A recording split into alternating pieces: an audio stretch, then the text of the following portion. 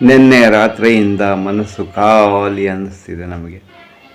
ನಮ್ಮ ಗೆಳೆಯರ ಬಳಗ ಹೊಂದಿದೆ, ಎಲ್ಲ ಭಾಷೆಯ ಹಾಡುಗಳನ್ನು ಇಷ್ಟಪಡುವಂಥದ್ದು.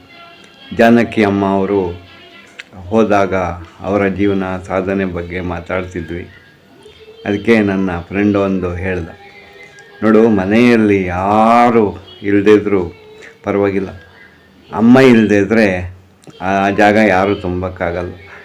ಈಗ ಕನ್ನಡ ನಾಡಿನ ಹಾಡಿನ ಅಮ್ಮ ಇದ್ದಾರಲ್ಲ, ಆ ಜಾನಕಿ ಅಮ್ಮ, ಅವ್ರ ಜಾಗವನ್ನು ಯಾರೂ ತುಂಬಕ್ಕಾಗಲ್ಲ ಅಲ್ವಾ ಅಂತ ಹೇಳ್ದ. ನಾನು ಒಪ್ಕೊಂಡೆ.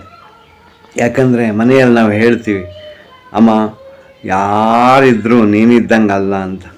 ಜಾನಕಿ ಅಮ್ಮನ ಒಂದು ಜೀವನ ಮತ್ತು ಅವರ ಸಾಧನೆ ಎಲ್ಲ ಗಮನಿಸಿದ್ರೆ ಬಹುಶಃ ಈ ಮಾತು ಅವರಿಗೆ ಯೋಗ್ಯ ಆಗುತ್ತೆ.